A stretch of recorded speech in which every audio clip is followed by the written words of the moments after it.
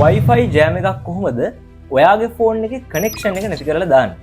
Wi-Fi jam එකට එන්න කලින් අපි electromagnetic waves නැත්නම් විද්‍යුත් චුම්බක තරංග ක්‍රියාත්මක වෙන ආකාරය ගැන පොඩ්ඩක් දැනගෙන ඉන්න ඕන. මේ ගැන දීර්ඝ වීඩියෝ එකක් මම ඔයගලන්ට අනිවාර්යෙන් අරගෙන එනවා. එතකන් මම ඔයගලන්ට මේ ගැන සරල පැහැදිලි කිරීමක් කරන්න. විද්‍යුත් චුම්බක තරංගයක් කියන්නේ විද්‍යුත් සහ චුම්බක ශක්තිය එක තැනක ඉඳන් තවත් තැනකට අවකාශය හරහා ගමන් කරන එක කියලා ඔයා දැනට හිතාගන්න. මෙන්න මේ විද්‍යුත් චුම්බක තරංගයේ සංඛ්‍යාතය අනුව කරන පෙළ ගැස්වීමට අපි කියනවා විද්‍යුත් චුම්බක වර්ණාවලිය කියලා. අපි අද කතා කරන්න යන Wi-Fi සහ එවැනි තවත් බොහෝ දේවල් මෙන්න මේ විද්‍යුත් චුම්බක වර්ණාවලියේ සංඛ්‍යාතය අනුව කරන පෙළ ගැස්වීමේ විවිධ තැන්වල පිහිටලා තියෙනවා. මෙගාහර්ට්ස් 300ත් ගිගාහර්ට්ස් 3ත් අතර පරාසය තමයි අපි දන්න මේ 2G 3G සිග්නල්ස් භාවිතා කරන්නේ. ඒ වගේම Bluetooth තියෙන්නේ මෙන්න මේ රේන්ජ් එකේ. අපි අද කතා කරන Wi-Fi වලට භාවිතා කරන්නේ ගිගාහර්ට්ස් 2.4ත් ගිගාහර්ට්ස් 5ත් කියන සංඛ්‍යාත පරාසයන්. Wi-Fi router එකක් ඔයාගේ ෆෝන් එකට ඩිරෙක්ට්ම සිග්නල් එකක් පාස් කරන්නේ නැහැ. ඒක අවකාශයට සිග්නල් එක මුදා හරිනවා.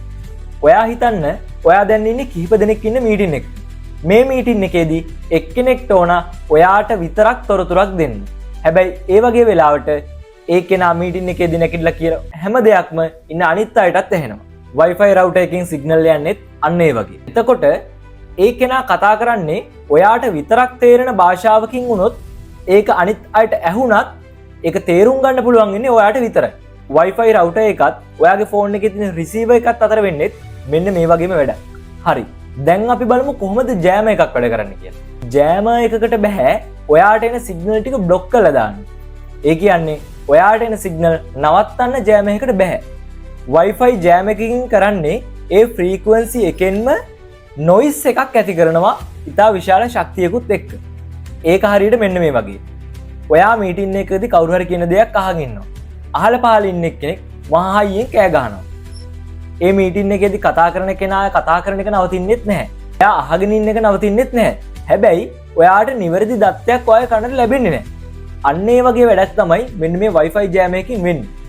ඔයාගේ ෆෝන් එකේ තියෙන receiver එකට ඔයා බලාපොරොත්තු වෙන සිග්නල් එකට ඇර තවත් ඒ ෆ්‍රීකවන්සි එකේම තියෙන noise එකකුත් එනවා.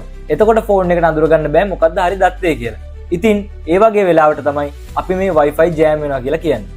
එතකොට ඔයාට හිතෙන්න පුළුවන් Wi-Fi routers කිහිපයක් එක තැන තියෙද්දි මෙන්න මේ signal jam වෙන එක වෙන්න පුළුවන් නේද කියලා. Wi-Fi router එකේ මේකට mechanism එකක් තියෙනවා. ඒක හරියට listen before talk වගේ.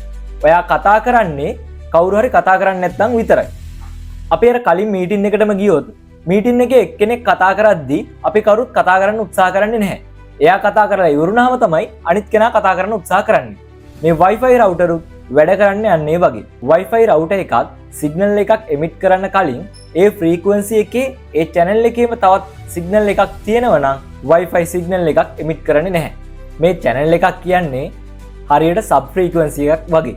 2.4 GHz කියපු Wi-Fi range එක 2.4 මෙන්න මේ ආකාරයට අපිට sub frequencies කිහිපයක් maintain කරන්න පුළුවන්. මෙන්න මේම sub frequencies කිහිපයකින් channel කිහිපයකින් මේවට communicate කරන්න පුළුවන් නිසා Wi-Fi routers කිහිපයක් එකතැන තිබුණත් මේ වගේ disturb එකක් වෙලා මේ වගේ speed එක සැලකිය යුතු මට්ටමක අඩුවීමක් සිදු වෙන්නේ නැහැ. මේ වගේ දේවල් ගැන දිගටම දැනගන්න ඕන නම් ඔයත් අපේ channel එක subscribe කරලා අපිව follow කරලා තියාගන්න.